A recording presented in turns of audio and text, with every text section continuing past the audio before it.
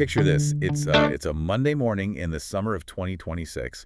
You've just sat down with your coffee, you open your laptop, and bam! Let me guess. Another headline. Exactly. Another glaring headline claiming that algorithms and robots are coming for your job.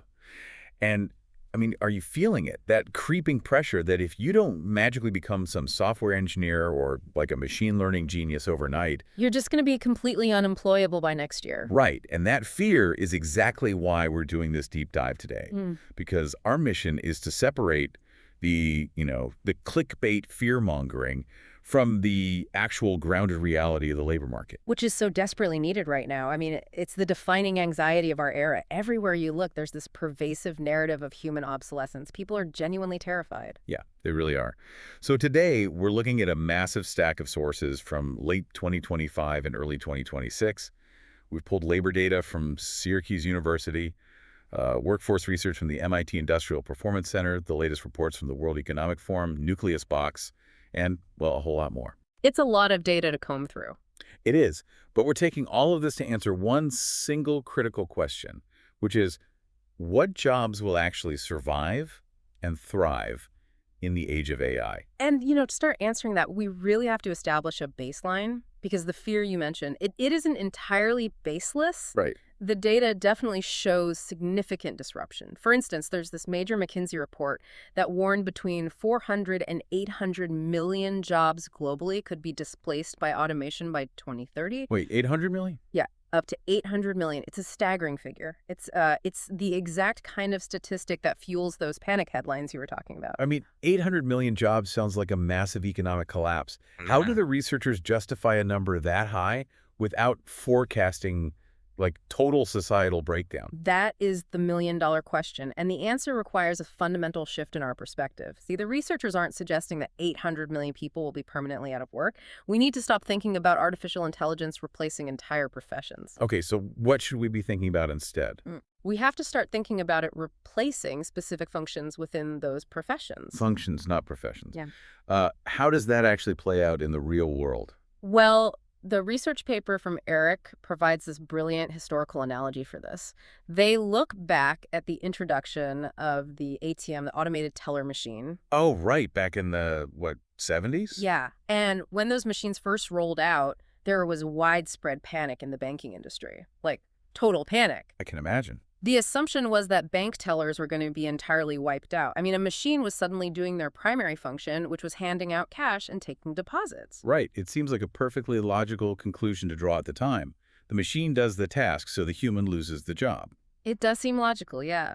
But the reality was actually the exact opposite, because ATMs made running a bank branch significantly cheaper. Oh, wait. Did banks open more branches? Exactly. Banks opened more branches, and because they had way more physical branches, they actually needed to hire more tellers. So the technology grew the workforce.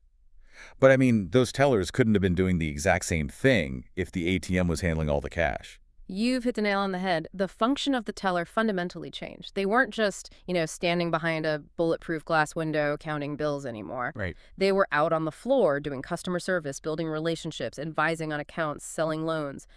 The technology didn't eliminate the profession of the bank teller at all. It just automated the repetitive function? Exactly. Yeah. And it forced the human into a much more complex relational role.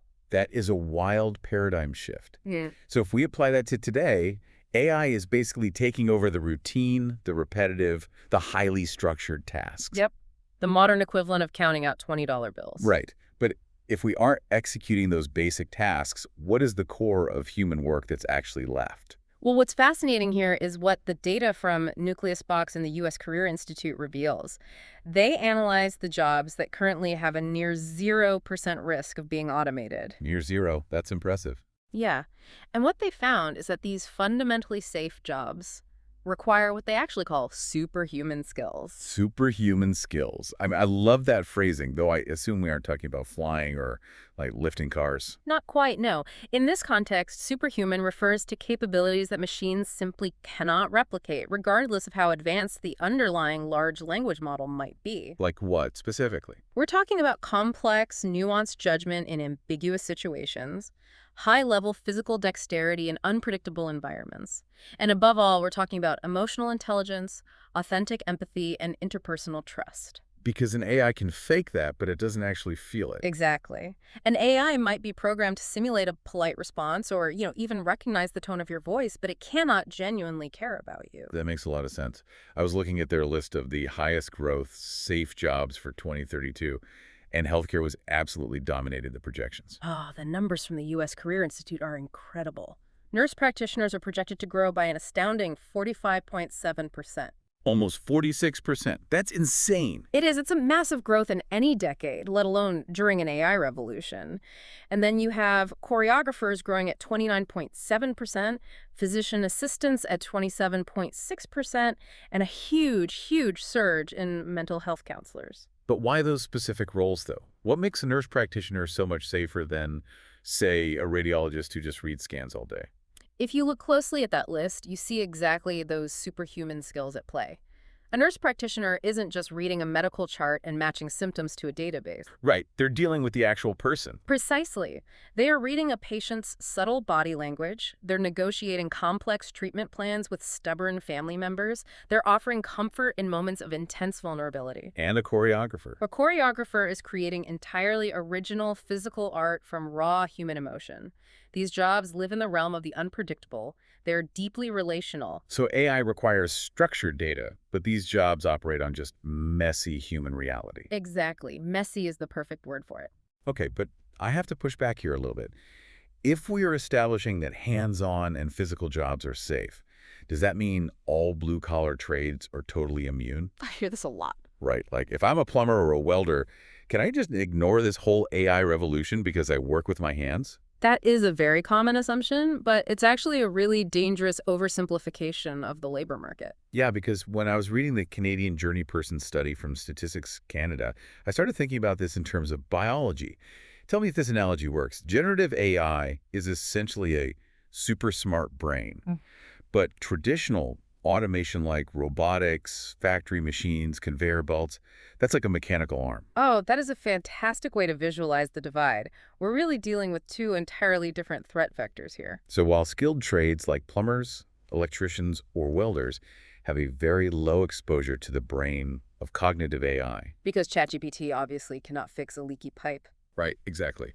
But they still face a significantly high risk of disruption from the mechanical arm of traditional automation.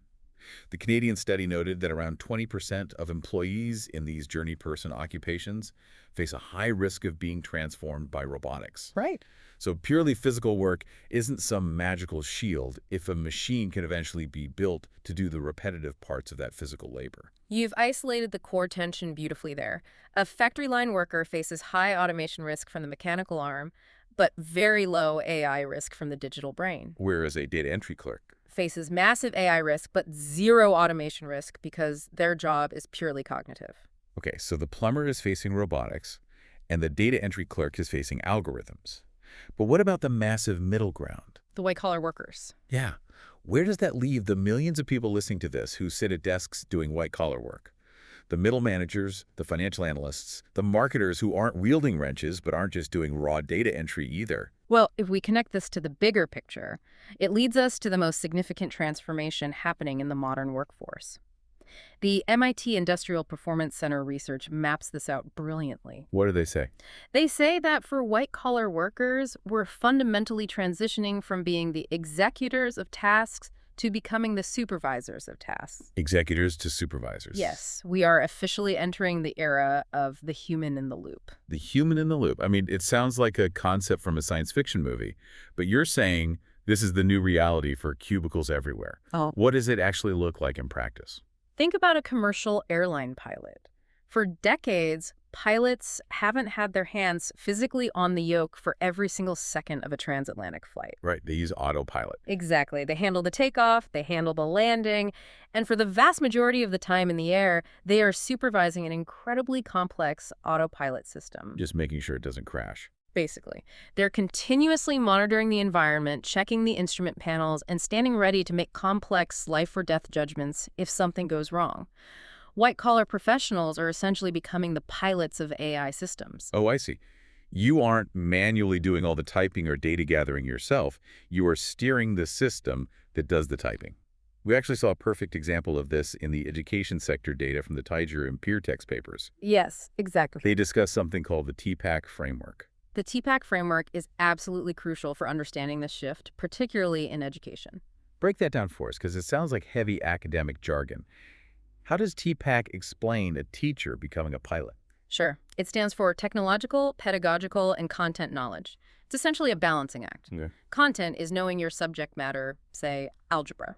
Pedagogy is knowing the art of how to actually teach algebra to a struggling 14-year-old. Which is hard enough on its own. Right. But the technological aspect is the new critical pillar. The framework demonstrates that a teacher can't just slap a new AI tool onto a 20-year-old lesson plan. They have to seamlessly integrate the technology to enhance the pedagogy, not replace it. So in the classroom, the teacher is using AI to automate the soul-crushing, time-intensive parts of the job, right? Like Yeah. grading 50 multiple-choice tests or generating baseline reading lists. Exactly. But that doesn't mean the school needs fewer teachers. It just means the teacher's core value shifts. Exactly that. If the AI is handling the raw information delivery and the grading, the human teacher is suddenly freed up to provide the emotional support, the personalized mentorship, the ethical guidance, and the individualized inspiration that the AI completely lacks. So the teacher is the human in the loop. Yes, supervising the AI's output and applying it to the messy reality of a classroom. I imagine that transition moving from the person executing the work to the person supervising the machine doing the work, that must be creating a massive shift in hiring. Oh, absolutely. Because I was looking at the Syracuse University numbers on job openings, and the sheer volume of new AI-specific roles is just staggering. What exactly is driving this gold rush? It's the desperate demand for supervisors who understand both the technology and the business. The data from Syracuse University's iSchool is incredibly telling here. In just the first quarter of 2025, the U.S. recorded over 35,000 open AI roles. Wow, 35,000 in one quarter. Yeah, that was a 25% jump from the previous year. And the key detail here is that these aren't just jobs for people with PhDs in machine learning or computer science. We are seeing entirely new hybrid roles springing up out of nowhere to manage this human-in-the-loop dynamic. What kind of hybrid roles are we talking about? Like, what's the actual job title? Things like AI model monitors. AI model monitors. Yeah, their entire job is to watch deployed AI systems in real time to make sure they don't start drifting into bias or making catastrophic errors as they absorb new data. That makes sense. Or consider AI-enhanced financial analysts. These are professionals who use advanced tools to crunch millions of data points on market trends, but then they apply their seasoned human judgment to make the actual investment recommendations to clients. And the compensation for these roles, I mean, I had to read the Syracuse report twice.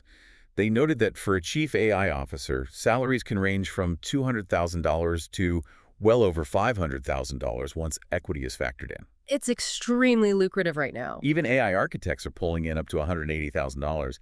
But what really blew my mind was the skill set required for these mega-paying jobs. Right, because you would assume it's the ability to write flawless code blindfolded or some kind of deep, impenetrable mathematical genius. Right, exactly.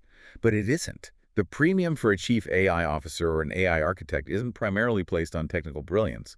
It is placed on communication. This is perhaps the most counterintuitive finding in all the data. AI often functions as a black box. It ingests mountains of data and spits out a decision, and very often, even the engineers who built the system don't fully understand the exact pathway the algorithm took to arrive at that specific conclusion. Wait, really? The builders don't even know? Often, no. It's too complex. So if I'm a technical genius, but I can't explain to a non-technical board of directors why our new AI system just rejected 1,000 loan applications, my technical skills are functionally useless to the business. Precisely the issue. The highest paid people in the AI space aren't just the ones building the black box. They're the ones who can translate the black box for the rest of the world. That's fascinating. They have to explain the business risks, manage stakeholder expectations, and translate algorithmic output into actual return on investment. It requires a deep understanding of human organizational politics and strategic vision. And none of that can be automated. That brings us to a very practical challenge for you, the listener. If you're sitting at your desk right now realizing you need to become this human in the loop to stay relevant, how do you actually acquire these skills without feeling totally overwhelmed and burning out? Navigating that transition is really the defining challenge of the decade. And to understand how organizations and individuals are tackling this, we need to look at the research from the International Journal of Multidisciplinary Research and Technology, the IJMRT, as well as reports from Systemic. And what do they say? They outline a vital distinction in workforce adaptation. It's the difference between reskilling and upskilling. Those terms are always thrown around interchangeably in the corporate world. Break down the actual difference for us. Sure. So reskilling is when you are trained for a totally new role. Think of it as a hard structural pivot. The data highlights Amazon's $700 million investment to retrain 100,000 of their workers. That's a massive investment. It is. They are taking people whose previous daily reality was driving forklifts or moving boxes in a warehouse, and they are teaching them software development, IT support, or data analytics. That sounds incredibly daunting. I mean, going from physical logistics to querying databases is not just a new skill, it's a completely new career identity, Yeah. all because the old job is being fully automated. So if that is reskilling, what is upskilling? Upskilling is enhancing your current role with new digital tools. You aren't changing professions. You are upgrading your capabilities within your existing domain. Okay, got it. PwC provides a great example with their massive digital fluency initiative. They're taking their existing veteran accountants and consultants and teaching them how to leverage AI to do their current jobs faster, more accurately, and with deeper insight. Okay, so a listener needs to assess whether their specific function requires a full reskill pivot or just an upskill upgrade. But I have a major concern here, and it comes straight from the MIT study we were looking at. What stands out to you? Well, if we successfully upskill and we start offloading all of our routine thinking, analyzing, and drafting to an AI, Right. don't our brains just get lazy? Is there a risk of massive skill atrophy? Because the MIT study showed that undergraduate students who used ChatGPT for a research task actually demonstrated far less brain activity and poorer memory retention of the material than the students who just used a standard search engine. Yeah, that study was eye-opening. It really was.